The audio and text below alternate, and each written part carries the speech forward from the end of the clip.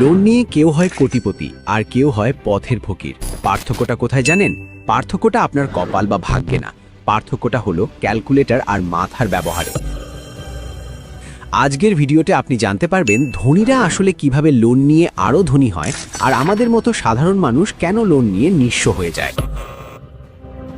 লোনের ভেতর লুকিয়ে থাকা এমন কিছু গোপন গল্প বা ফাঁদ আছে যা আপনাকে তিলে তিলে শেষ করে দেবে, অথচ আপনি টেরও পাবেন না।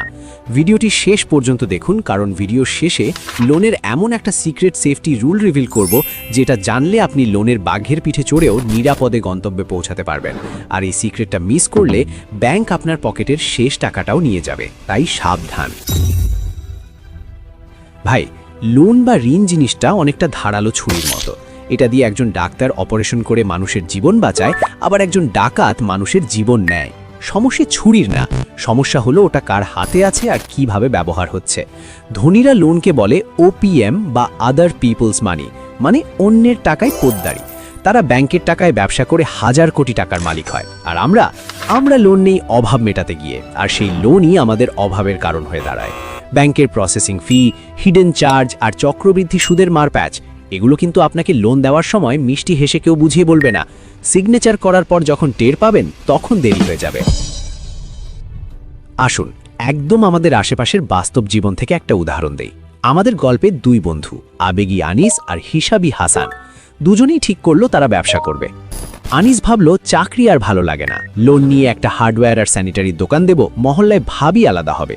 সে ব্যাংক থেকে 10 লাখ টাকার একটা লোন নিল, সুদের হার 10%, মেয়াদ 5 বছর। টাকা হাতে পেয়েই আনিস ভাবলো দোকানটা এমন চাকচিক্যময় করতে হবে যেন কাস্টমার দূর থেকে দেখেই দৌড়ে চলে আসে। সে 10 লাখ টাকার মধ্যে 4 লাখ টাকা খরচ করলো দোকানের ডেকোরেশন, ফলস সিলিং, দামি লাইট আর নিজের বসার জন্য একটা রাজকীয় চেয়ার কিনতে। আনিসের চিন্তা ছিল পাশের দোকানের মজনু ভাই কি ভাববে, আত্মীয় স্বজন এসে যদি দেখে সাধারণ দোকান তাহলে তো ইজ্জত থাকবে না। এই লোকে কি বলবে, এই রোগটাই আনিসকে শেষ করে দিল। বাকি 6 লাখ টাকার মাল তুলল। অন্যদিকে হাসানও 10 লাখ টাকা লোন নিল, কিন্তু হাসান কোনো দামি ডেকোরেশন করল না। সে বলল দোকান সুন্দর দিয়ে কি ধুয়ে পানি খাবো, আমার দরকার মাল। সে সাধারণ র্যাক বানিয়ে 8 লাখ টাকার মাল বা ইনভেন্টরি কিনল। তাছাড়া বেশি মাল কেনার কারণে হাসান মহাজনের কাছ থেকে পাইকারি দরে ডিসকাউন্টও পেল, মানে লোন নেওয়ার শুরুতেই সে লাভের খাতায় নাম লেখালো। ব্যবসার নিয়মই হলো কেনায় লাভ করতে না পারলে বেচায় লাভ করা কঠিন। আর বাকি 2 লাখ টাকা সে ব্যাংকের আলাদা একটা অ্যাকাউন্টে রেখে দিল ব্যাকআপ বা ইমার্জেন্সি ফান্ড হিসেবে। এবার খাতা কলমের নিষ্ঠুর হিসাবটা দেখুন, যেটা আনিস লোন নেওয়ার আগে করেনি। 10 লাখ টাকার লোন 10% সুদে 5 বছরের জন্য নিলে প্রতি মাসে ব্যাংকে কিস্তি বা ইএমআই দিতে হবে প্রায় 21,250 টাকা। অর্থাৎ ব্যবসা হোক বা না হোক, মাসের 1 তারিখে ব্যাংকের টেবিলে 21,250 টাকা আপনাকে রাখতেই হবে। ব্যবসা শুরুর 3 মাস পর আনিসের দোকান দেখতে সুন্দর, কিন্তু তার কাছে মালের ভ্যারাইটি কম। কাস্টমার এসে মাল না পেয়ে ফিরে যায়। হার্ডওয়্যার ব্যবসায় লাভ যদি 10 থেকে 15% হয়, তাহলে 21,250 টাকা কিস্তি শোধ করতে আনিসকে মাসে অন্তত 2 লাখ টাকার বেশি সেল করতে হবে। এর সাথে আছে দোকান ভাড়া 10,000, বিদ্যুৎ বিল 2,000, কর্মচারীর বেতন। সব মিলিয়ে মাসে তাকে অন্তত 3 থেকে 4 লাখ টাকার মাল বিক্রি করতে হবে শুধু টিকে থাকার জন্য। নতুন ব্যবসায় এত সেল কি এত সোজা? চিন্তা করুন, একে তো নতুন ব্যবসা, উপরে জিনিসপত্রের দাম বাড়ার কারণে মানুষের হাতে টাকা কম। এই অবস্থায় মাসে ফিক্সড খরচ বের করা যে কতটা মানসিক যন্ত্রণার, সেটা যার ঘাড়ে কিস্তি আছে শুধু সেই বোঝে। আনিস এখন কি করবে? মাস শেষে কিস্তির টাকা নেই, ব্যাংকের অফিসার ফোন দিচ্ছে। এই প্রেসারে পড়ে আনিস ভাবল ব্যবসা তো হচ্ছে না, শর্টকাটে টাকা কামাই। সে লোনের বাকি টাকা দিয়ে অনলাইনে জুয়া বা বেটিং অ্যাপে টাকা ঢাললো, ভাবলো এখান থেকে জিতে কিস্তি শোধ করবে। কিন্তু ভাই, জুয়ার অ্যাপের অ্যালগরিদম এমনভাবে সেট করা যে তারা আপনাকে কখনোই জিততে দেবে না। এই বিষয়ে আমার চ্যানেলে ডিটেল ভিডিও আছে, আই বাটনে দিয়ে দিলাম। এই ভিডিওটা শেষ করে ওটা দেখে নিন। আনিসের দশা হলো আমও গেল ছালাও গেল। সে এখন বাপের জমি বিক্রি করার জন্য দালাল খুঁজছে। আনিস লোন নিয়েছিল বড় লোক হতে, কিন্তু ক্যালকুলেশন না থাকায় সে এখন ডেট ট্র্যাপ বা ঋণের ফাঁদে আটকা। এবার আসি হাসানের কাছে। হাসান যেহেতু ডেকোরেশনে টাকা নষ্ট করেনি এবং তার কাছে বেশি মাল ছিল, তার বিক্রি আনিসের চেয়ে ভালো। তবুও প্রথম 2 মাস তার ব্যবসায় লাভ হয়েছে মাত্র 10,000 টাকা, কিন্তু তার কিস্তি তো 21,000 টাকা। এখানেই হাসান তার সেই 2 লাখ টাকার ব্যাকআপ ফান্ড কাজে লাগালো। সে পকেট থেকে বা অন্য কোথাও ধার না করে ব্যাকআপ ফান্ড থেকে কিস্তি দিল।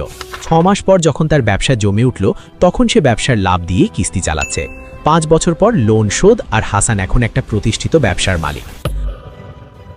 হাসান লোন নিয়ে কিনেছিল অ্যাসেট বা সম্পদ, মানে দোকানের মাল যা তাকে উল্টো টাকা দিচ্ছে, আর আনিস লোন নিয়ে কিনেছিল লায়াবিলিটি বা দায়, মানে ডেকোরেশন যা তাকে কোনো টাকা ফেরত দিচ্ছে না। অনেকে আবার লোন নিয়ে গ্রামে বাড়ি বা জমি কেনার কথা ভাবেন ভাড়া দিয়ে লোন শোধ করব। ভাই, এখানেও ক্যালকুলেটর দরকার। ধরুন আপনি 50 লাখ টাকা লোন নিয়ে একটা বাড়ি করলেন, মাসিক কিস্তি আসবে প্রায় 55,000 টাকা।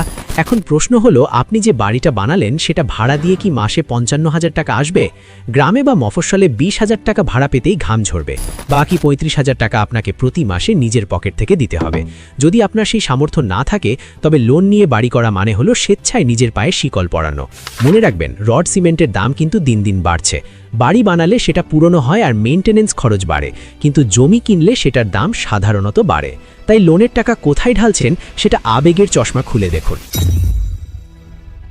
ধনীরা লোন নেওয়ার আগে একটা সহজ সূত্র ব্যবহার করে, ROI is greater than bank interest rate.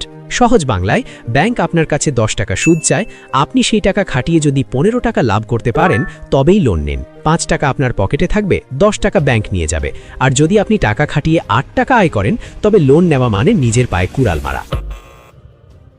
এবার সেই গোপন সিক্রেটটা রিভিল করার সময় এসেছে, যেটা ভিডিওর শুরুতে বলেছিলাম। লোন নিয়ে সেফ থাকার গোল্ডেন রুলটা হলো দ্য 30% রুল অফ সেফটি। আপনি লোন নিয়ে যত বড় ব্যবসায়ী করেন না কেন, আপনার মাসিক কিস্তির পরিমাণ যেন কখনোই আপনার ব্যবসার মাসিক নিট লাভের 30%-এর বেশি না হয়। উদাহরণ, যদি আপনার ব্যবসায় সব খরচ বাদ দিয়ে মাসে 1 লাখ টাকা লাভ থাকে, তবে আপনার কিস্তি কোনোভাবেই 30,000 টাকার বেশি হওয়া যাবে না। যদি এর বেশি হয়, তবে যে কোনো ছোটোখাটো বিপদ, অসুস্থতা বা ব্যবসায় মন্দা এলেই আপনি দেউলিয়া হয়ে যাবেন। ব্যাংক ম্যানেজাররা এই রুল জানে, কিন্তু আপনাকে বলবে না, কারণ তারা চায় আপনি বেশি লোন নিন আর সুদ গোনেন। লোন কোনো ভিলেন না যদি আপনার হাতে ক্যালকুলেটর থাকে, আর লোন জমদূত যদি আপনি আনিসের মতো আবেগের বশে চলেন। নিজের সামর্থ্য বুঝুন, মার্কেট রিসার্চ করুন, তারপর ব্যাংকে যান। মনে রাখবেন, ব্যাংকের কলম দিয়ে সাইন করার আগে আপনি রাজা, সাইন করার পর আপনি তাদের শর্তের গোলাম।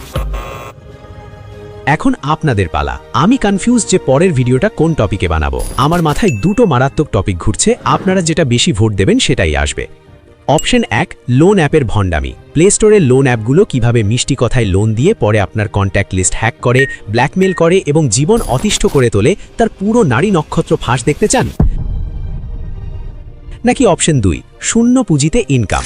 স্টুডেন্ট বা চাকরিজীবীরা পড়াশোনা বা কাজের পাশাপাশি জিরো ইনভেস্টমেন্টে কিভাবে রিয়েল সাইড ইনকাম দাঁড় করাবেন তার কিছু জেনুইন আইডিয়া চান? কোনটা চাই, অপশন 1 নাকি 2? জলদি কমেন্টে লিখে জানান। আর হ্যাঁ, আমরা আপনাকে সাবস্ক্রাইব করার জন্য বলবো না, শুধু অনুরোধ রইল, সময় পেলে আমাদের চ্যানেলটি একবার ঘুরে আসবেন। সেখানে হয়তো আপনার জীবনের কাজে লাগার মতো আরও অনেক ভিডিও পেয়ে যেতে পারেন। এরপর সাবস্ক্রাইব করবেন কি করবেন না সেটা একান্তই আপনার ব্যক্তিগত পছন্দ।